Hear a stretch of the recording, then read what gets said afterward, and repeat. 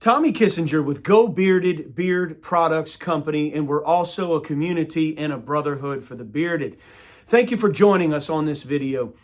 Of course, as always, if you have not subscribed to the channel, we'd love for you to do so. If you wouldn't mind hitting that like button, the thumbs up button on this video, we would really appreciate that. And of course, as always, we want to invite you to the website, GeauxBearded.com. That's Geaux Bearded.com. We sell oil, butter, balm, wash, conditioner, merchandise, just really great high quality stuff, cool stuff that you're going to love for your beard.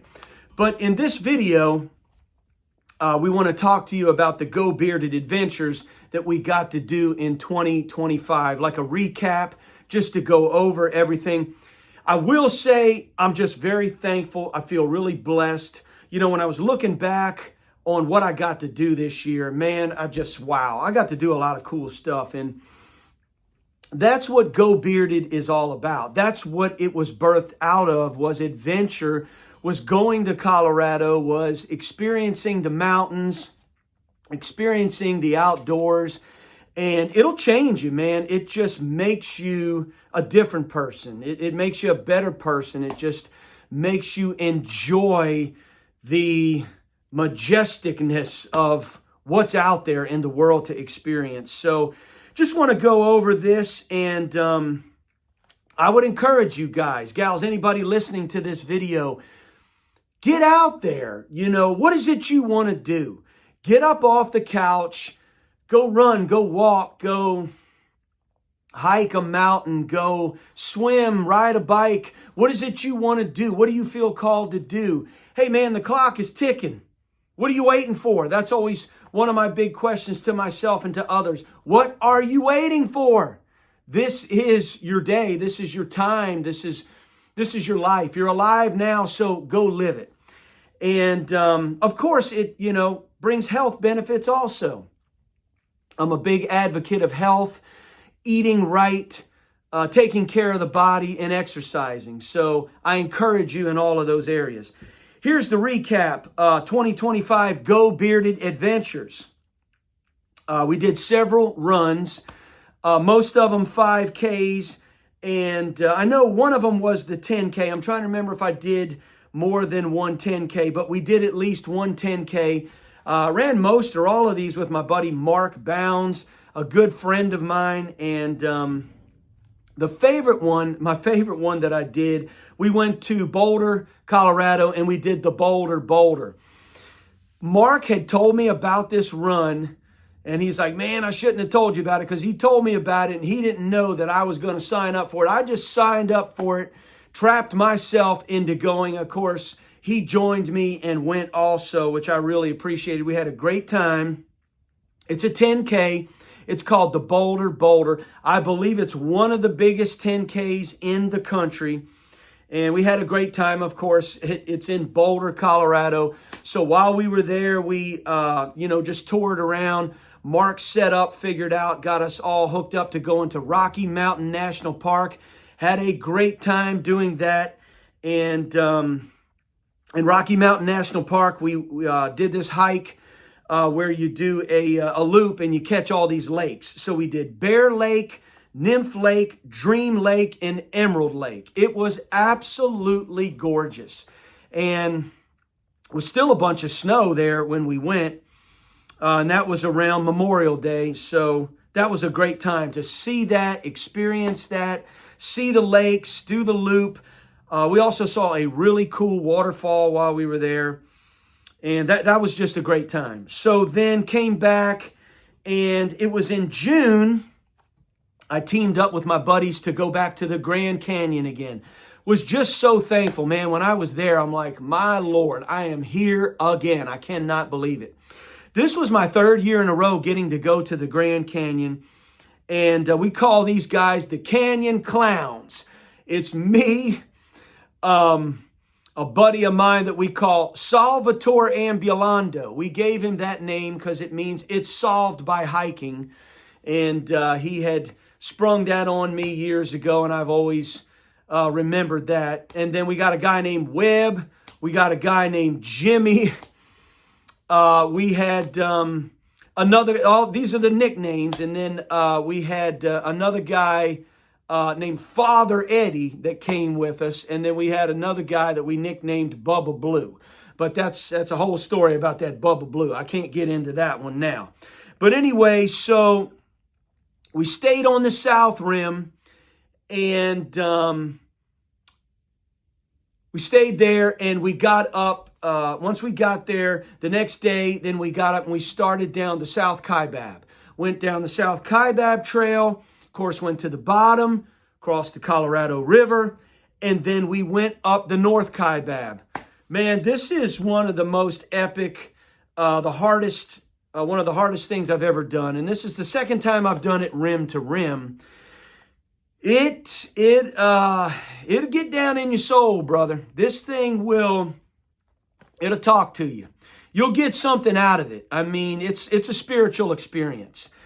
And so we did it, and we went, as I said, down the South Kaibab, up the North Kaibab. It took us 15 hours to do it, and it was 25 miles.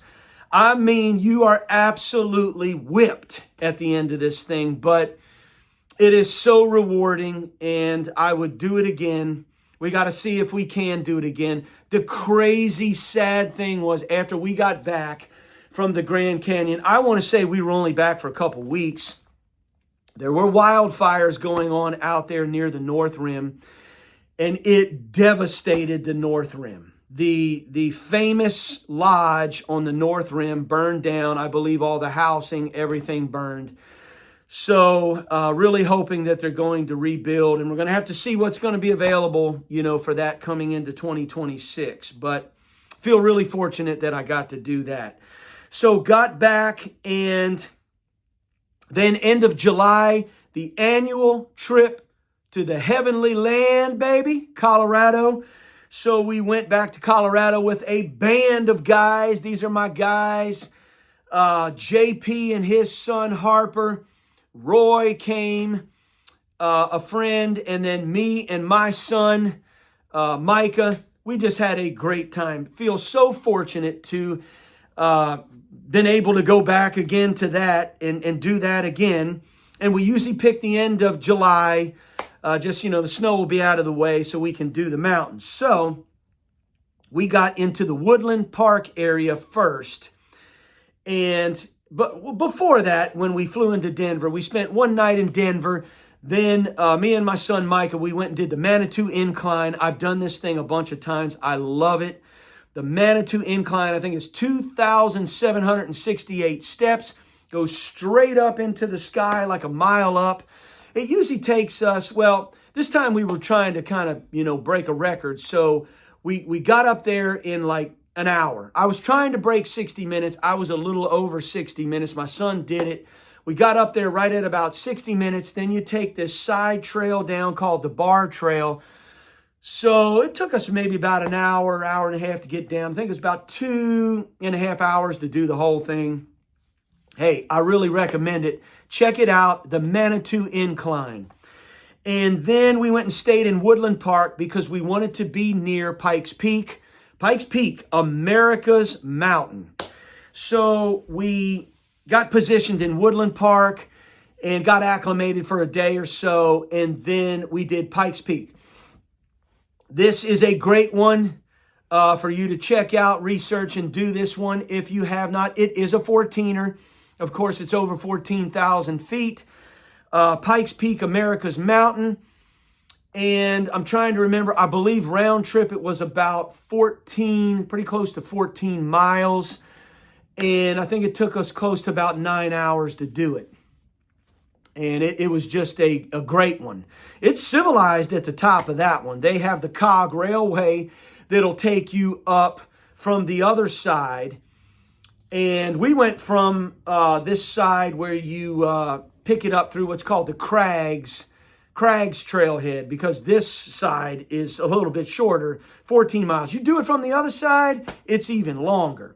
So we did it from the Crags Trailhead side, and but like I said, it's civilized at the top. They have a cog railway that goes up there if you ever want to take that trip. You get up to the top, There's a gift shop. They've got food. They got their famous donuts up there and everything. It was just an epic experience. The best picture, man, we got of the whole trip was at the top of that thing. It's epic. The picture of all of us at the top of Pikes Peak standing near the monument. And so then after that, a day or so later, we made our way over to the Breckenridge area.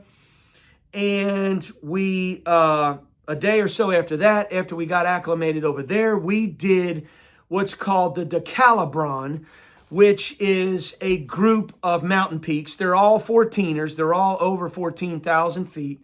So the Decalibron, and when you're doing that one that day, you get to touch 4 peaks that day. So you bag 4 14ers that day. They are Democrat, Cameron, Lincoln, and Bross. So that was really cool. We love that. Coming down Bross was a little bit of a pain in the butt because it's kind of slippery, it's steep, and you have a lot of what you call scree. I'm not a big fan of the scree, but you know we got through it. And but like I said, man, it was great to grab 4 14ers in one day. The Decalibron. Had a lot of fun on that trip. We also did fly fishing and biking. We really enjoyed that. And got back. That was, end of July. And so then in October, me and my wife went on an epic trip to Italy. Yes, I said Italy. And we booked it through what's called Rick Steves. They're Rick Steves Europe Tours. Rick and his company, I highly recommend the Rick Steves Tours. They're absolutely phenomenal.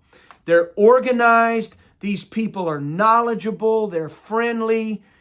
And you have a main tour guide, and then they bring you into the city and hook you up with expert tour guides. On top of that, these people who have lived there or live there, they know everything about it. And so when we were in Italy, we did Rome, loved Rome, got to see the Colosseum, and that was one of the main things we saw in Rome. And among other things, we saw the Mamertine prison. What else? We saw the Forum. And just an incredible place. The food, we loved it everywhere we went. The food was amazing in Rome. We did a bike tour.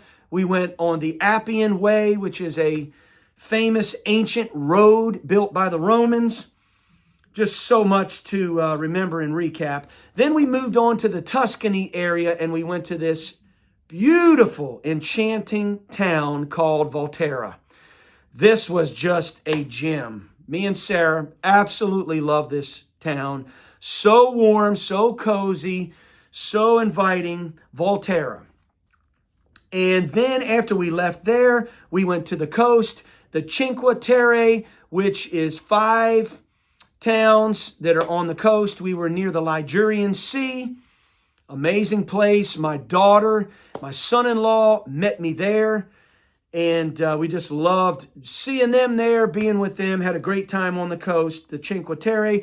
Then we finished in Florence. We got to see the famous statue of David. And we got to see the Pantheon. So many things we saw, but the Pantheon was just striking to see this building that's right at about 2,000 years old. It's a lot to take in. When you see this, and then you see modern day around it, coffee shops, restaurants, you walk into this square, you see this Pantheon. It's life-changing to see this thing. It's something you will never forget. And so that was it. It was a great year. That was a lot. I got to do a lot. Feel very fortunate, very blessed. And winding the year down, but we got coming up in January. We're already planning for 2026. We have some friends that are going to Peru, and they're going to allow us to come with them. They have planned a trip to hike Machu Picchu. So that's what we got coming up in 2026. Hope you love the recap there. We invite you to the website, geauxbearded.com. Hey, man, just look. I just invite you to go after your dreams. Go after your hobbies and your passions. Carpe diem. Seize the day. What are you waiting for? You want to do something? Stop talking about doing it and go do it. And don't forget to go bearded, baby. Bam!